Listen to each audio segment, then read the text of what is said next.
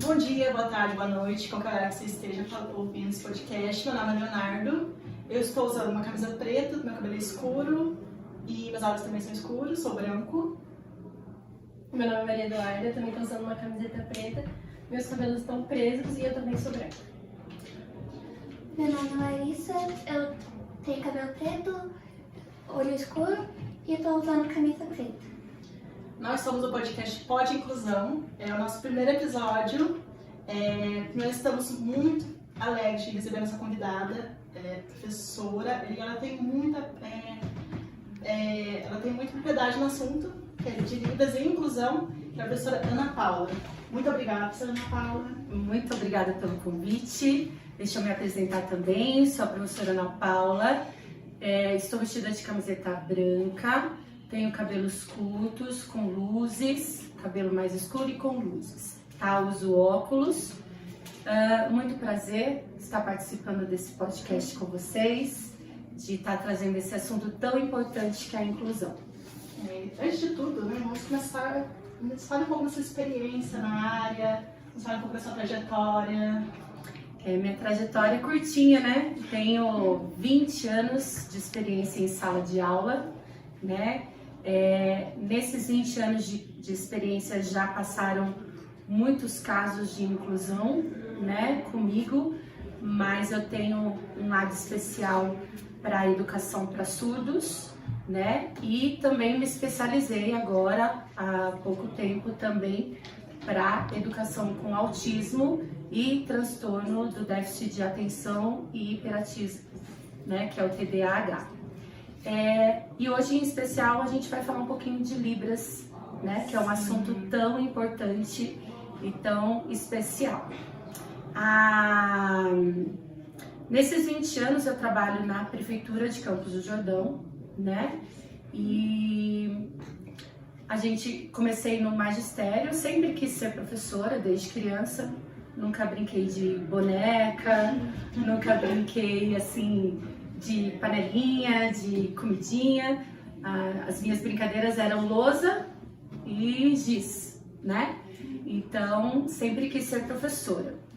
Já fui pro lado, eu frequentava a igreja católica, né, no meu bairro, então já fui para catequese, fui ser catequista logo cedo, com os meus 14, 15 anos. E depois, quando a gente faz, na minha época era primário, depois ginásio, né, de 5ª a 8ª série. Em seguida, eu fui fazer magistério. Então, na minha época, nós fazíamos magistério, que era uma delícia.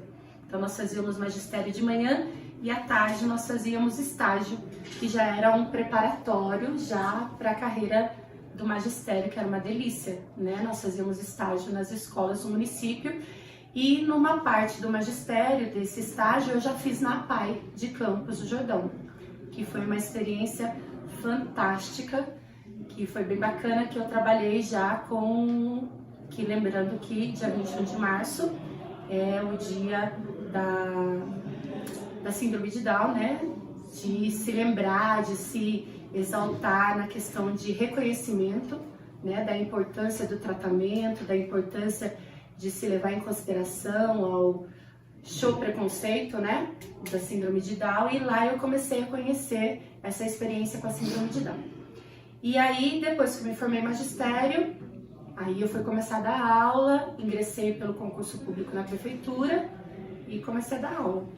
E aí, alguns anos depois, nessas atribuições da prefeitura, chegou uma atribuição para mim que eu teria que dar aula numa sala de DA. Na época chamava deficiente auditivo, hoje a gente não usa mais esse termo, hoje a gente usa o termo surdos, né, que é o correto. E aí eu tinha que dar aula para uma sala de DA de artes lá na escola Frei Oreste Girardi, que lá tinha uma sala específica só com alunos surdos. E fui, e aí eu falei, meu Deus, e agora? Como é que eu vou fazer? Né? Não tinha noção nenhuma de que era sinal, né? O que era Libras, né? E aí no dia da atribuição eu falei, meu Deus, mas eu tenho que pegar? Tenho que pegar. Falei, como é que eu vou fazer assim? Porque na época, a minha atribuição, eu tinha pego aula de artes. E aí ela falou assim, Ah, você aprende as cores. Aí você ensina as cores. Aí você fala, amarelo, rosa, vermelho. Eu falei, mas eu vou ficar 50 minutos lá falando só as cores.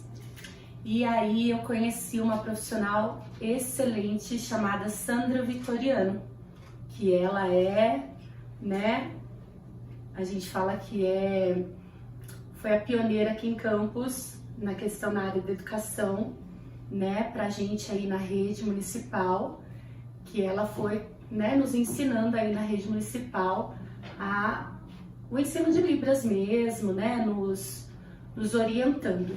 Né? A gente tem outros profissionais na cidade, mas ela foi que nos foi encaminhando, né? E ela que estava com essa sala na época, né? Eu tinha pouco tempo de magistério, 4, 5 anos na rede só. E eu falei, agora, Sandra, como é que a gente vai fazer? E aí ela foi assim, que me segurou pela mão e falou, vamos, Aninha, vamos embora.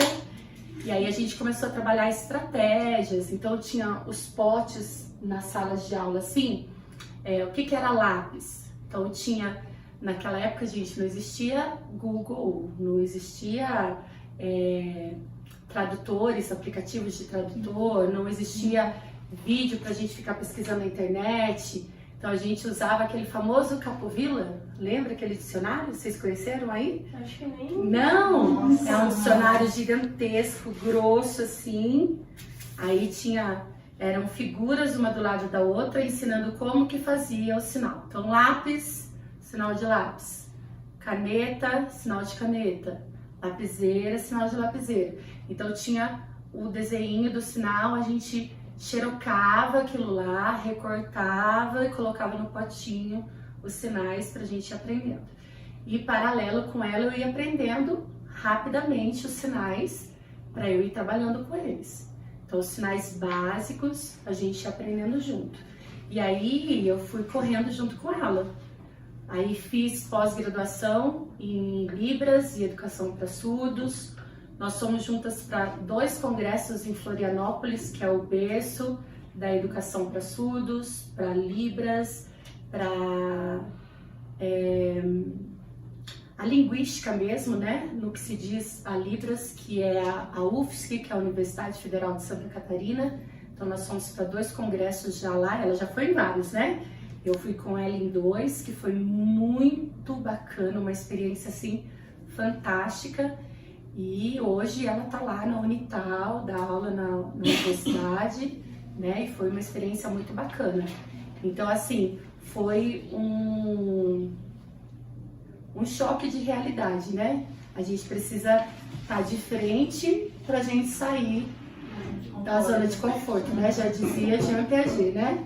A gente precisa sair da zona de conforto pra gente aprender.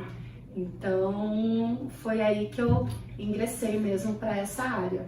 Eu acho que a primeira observação que eu tenho é que nem toda experiência é única, né? Acho que todo mundo, como futuro pedagogo, linkou com seus bichinhos pelo... Você pegou uma lousa, fez chamada, criava nova para os bichinhos. Sim, sim. Pegava giz no final da aula para brincar em casa, né? Eu nunca vi o negócio do dicionário, né?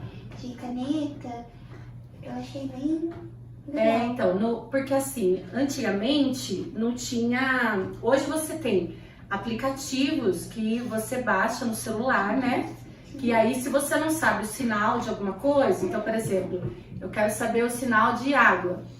Ah, eu não sei sinal de água. Ah, então você vai lá, põe no aplicativo do celular, escreve água, ou tem um microfone que você fala água. E aí o bonequinho, né, o avatar do aplicativo faz o sinal para você. Agora pensa, há 15 anos atrás, qual que era o sinal de água? Aí você ia lá no dicionário do Capovilla, que era por ordem alfabética mesmo, via lá água. Aí tinha um bonequinho com a mão na posição, né, pondo o dedão no queixo, o dedo e o movimento do dedo, para você entender que era água. Então tinha toda essa pedagogia mesmo do sinal, né? No tanto que hoje tem até uns estudos de como você desenha o sinal para a pessoa entender. né? Porque saiu daquele desenho do bonequinho mesmo, do Capovilla, foi para o aplicativo. E hoje se estuda a linguística de como trabalhar essa questão dos sinais. Porque a Libras, como todas as línguas, ela é uma língua viva e ela é regional. O mesmo sinal que é aqui, na região sudeste, no estado de São Paulo, não é o mesmo sinal na região nordeste, não é o mesmo sinal na região norte, porque ela é uma língua viva. Então ela tem pequenas modificações, mas tem pequenas modificações, né? Se você for acompanhando, eu acompanho muito no Facebook, né? Eu sempre acompanho, porque assim, depois desse grupo de DA que eu tive no Frei Orestes, eu tive uma sobrinha, né, entre aspas, que é uma filha de uma amiga nossa do coração, que ela nasceu e ela é surda, e ela foi ser minha aluna depois, mais pra frente, na sala de aula. E a experiência é completamente diferente. Um professor que não tem a formação e depois o professor com formação, né? Porque assim, quando a Maria Vitória foi ser minha aluna, ela veio acompanhada da Sandra, porque daí a Sandra, naquela vez, a Sandra era a professora da sala. Eu era a professora de artes. Dessa vez, eu era a professora da sala. A Sandra acompanhava a Maria Vitória, porque como ela é especialista em educação para surdos, ela acompanhou a Maria Vitória durante o ano escolar dela todo, até ela terminar o ano escolar. E aí, quando ela chegou na minha série, que no caso eu estava no 5º ano, quando ela chegou comigo, a experiência já era completamente diferente. Por quê? Porque aí eu fazia com que os alunos, porque daí ela não estava numa sala separada, que era o DA no caso, ela estava na sala de aula com todos os alunos. Então, o que a gente trabalhava? A Sandra também trabalhava junto comigo. Nós fazíamos os alunos aprenderem alguns sinais. Então, a maioria dos sinais, os alunos conversavam com a Maria. Então, a Maria chegava, bom dia, Maria, boa tarde, tudo bem? Aí fazia o sinal da Maria, né? O sinal da Maria Vitória. Os alunos tinham sinal.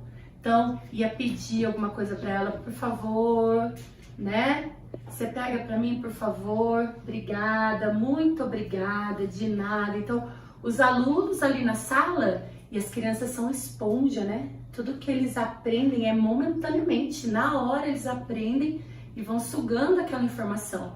Então, foi um trabalho diferente, porque daí você via a inclusão acontecer, a socialização, porque assim, além da importância da criança se sentir participante da vida escolar, de aprender a questão do conteúdo da sala de aula, ela tem que se sentir pertencente àquele grupo. E para ela se sentir pertencente àquele grupo, no caso, os alunos tinham que saber a língua que ela entendia, que é a Libras, né? Então, ela se sentia pertencente, o aluno ia lá, conversava com ela, interagia com ela, e isso tem que acontecer independente da necessidade especial que aquela criança precisa, né? Porque a inclusão não é só colocar aquele aluno na sala de aula. A inclusão é fazer ele se sentir pertencente àquele grupo, né? Senão não é inclusão, é exclusão. Trazendo uma experiência própria agora, minha irmãzinha tem uma colega que ela é filha os pais dela são surdos. Ela é ouvinte, mas os pais dela são surdos. E essa menina, ela tá ensinando os colegas da minha irmã, tipo, todos a falar Libras também, então minha irmã tá super interessada. Minha mãe tem um livro de Libras, minha irmã pegou o livro, comecei a estudar o livro, ela só fala um monte de coisa já. Eu acho isso muito importante mesmo. Essa inclusão é bom para as crianças que estão surdas e para as crianças também que não são ouvintes também. É uma troca. Isso mesmo, é uma troca. Sabe como chamam essas crianças que são filhos de pais surdos? São chamados codas. É uma tradução do inglês que eles são criados num ambiente onde os pais não falam e só eles ouvem. Então, eles têm que desenvolver as duas línguas ao mesmo tempo. Então, quando a criança é surda, Quando ela nasce, a língua 1, a gente chama L1 dela, é a Libras. Porque é a primeira língua que ela precisa aprender. Então, na hora que ela chega, esse aqui, papel. Esse aqui, mesa. Esse aqui, água. Então, tem que aprender. A língua 1 dela é Libras. Nós, ouvintes, quando a gente nasce, a nossa língua 1 é o português. Português. Certo? Agora, pro Coda. Como é que ele vai aprender português? Se os pais não falam. Então, assim, pro Coda, ele tem que desenvolver as duas línguas juntas. Por quê? Ele precisa aprender o Libras para poder se comunicar com os pais e precisa aprender o português para se comunicar com os avós, os tios e os demais da família. Certo? Porque senão, como é que ele vai conviver com o resto da família? E aí tem outra preocupação, como é que desenvolve a oralidade dele se é bem pequena. Eles convivem mais com a mãe, o pai, do que com a avó, o avô, com os tios, né? Então é bem pouco. Então eles precisam trabalhar a oralidade. Aí quem vai trabalhar a oralidade? O resto da família. Com os pais, ele vai desenvolver a Libras. E aí, o que acontece? Esse trabalho que a sua irmã está tendo com a colega é muito bacana, que a escola desenvolve. Eu tive um aluno Coda. E aí, o que aconteceu de bacana? Eu achei isso fantástico. Você se sentir útil para a sociedade. Porque esse aluno veio, geralmente nessa escola eu dava aula no 5º ano, então ele veio para a escola, 1º ano, 2º, 3º, 4º, chegou no 5º ano, a gente faz a primeira reunião de pais, chama todos os pais para a gente conhecer, se apresentar como professora, como você trabalha, e eu não vi a mãe desse menino. Eu falei, poxa vida, cadê a mãe, né? E ainda vim aqui toda preparada, treinei minha Libras aqui, né? E a mãe não apareceu. 2 dias depois, a mãe veio com a avó. Aí a avó explicou, ela não veio na reunião, porque, né, você sabe, ela não escuta, ela é surda. E aí eu venho, ajudo ela na reunião. Daí eu falei pra mãe, não, precisa vir na reunião sim. Eu interpreto pra você. E a mãe se sentiu numa alegria tão grande, porque ela se sentiu pertencente pela primeira vez na reunião do filho. Pensa, o filho já estava com 10 anos e ela nunca foi numa reunião geral da escola do filho, porque ela tinha que ir separado da reunião, né, com a sogra, né, para poder participar da reunião, porque ela não conseguia interagir. Então, a Libras, ela é de extrema importância. Ela é de extrema importância. Então, na outra reunião que teve seguinte, na hora que eu comecei a falar, fui explicando, e aí eu fui fazendo a reunião mais lenta, porque, lógico, é muito complicado, porque o português, ele tem uma estrutura, a Libras tem outra estrutura, tá? Quando você traduz uma frase em português, você não vai traduzir aportuguesado, que a gente fala, porque é a mesma coisa você traduzir do português para o inglês. Não dá para traduzir literalmente a frase. Ou usar algo assim em portunhol também. Isso, é uma estrutura de frase diferente. Por exemplo, eu não posso falar assim, eu vou na sua casa. Fica estranho no Libras. Então, eu vou casa sua.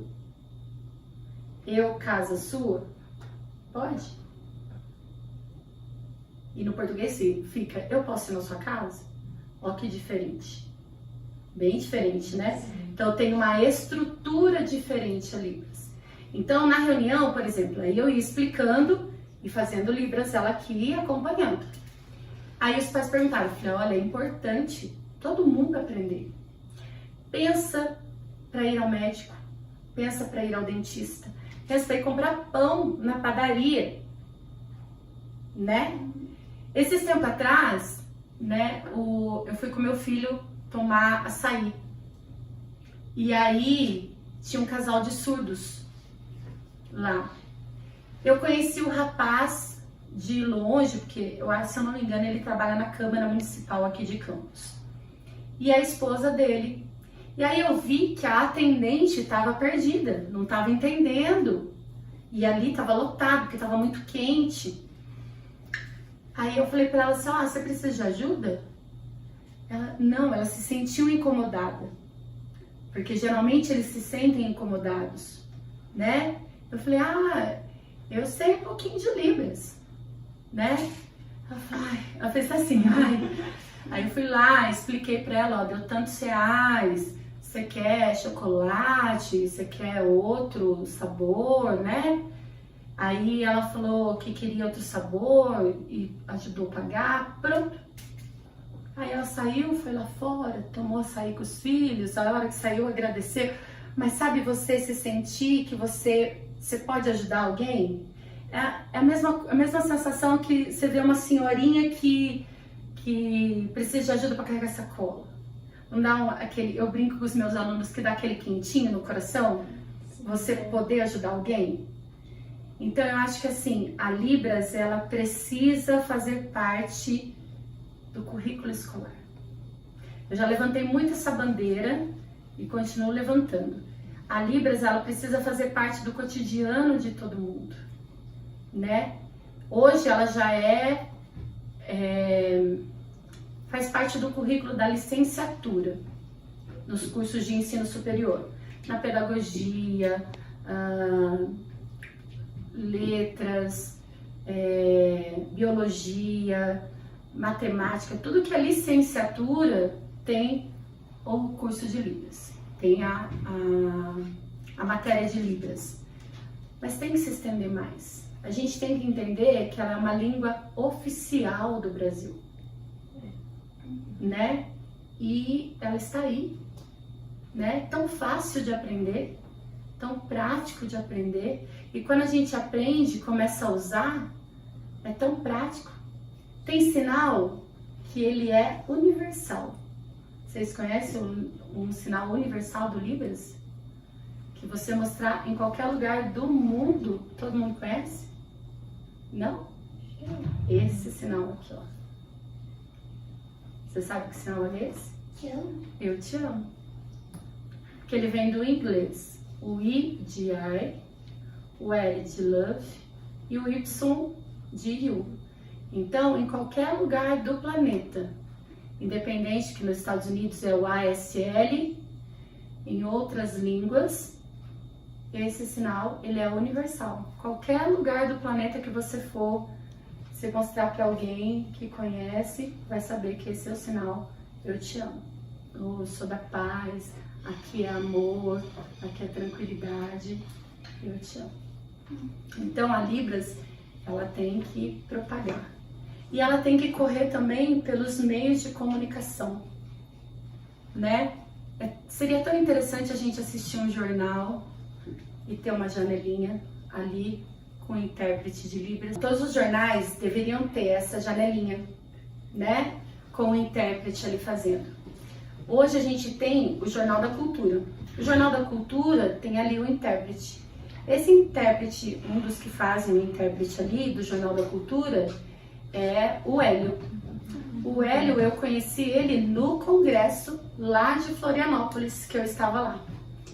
E esse Hélio, ele faz um trabalho com surdo cego, que vocês não fazem ideia do trabalho fantástico que ele faz. Ele tem um amigo dele, o Carlos, que ele é surdo e cego. E ele faz o Libras tátil, que é fantástico. Então, o Carlos, ele coloca... Você me dá sua mão? Ele vai colocar a mão sobre a mão do Hélio e aqui ele faz a Libras. Isso chama Libras tátil. Interessante. E ele faz todo acompanhamento com o Carlos aqui. E também tem aqui nas costas, que faz a questão de localização, para o Carlos entender o que está acontecendo no ambiente. Tem alguns vídeos no YouTube do Hélio, que ele faz, que o Carlos gosta muito de futebol, torce pro São Paulo, fazer o quê, né? Não torce pro Palmeiras, não ia estar sofrendo tanto, mas o Carlos, ele torce pro São Paulo, então o Hélio montou um tabuleiro do campo de futebol, faz a narração do jogo ao vivo ali pra ele, é muito bacana. Saiu até, acho que foi no Fantástico uma vez, que eu até fiquei surpresa, porque eu tava assistindo Fantástico, daqui a pouco apareceu os dois lá, narrando um jogo do Brasil, foi muito legal. E aí esse Hélio tá no Jornal da Cultura. Nós tivemos aí o congresso do município, que foi muito legal, muita gente falando sobre inclusão, sobre práticas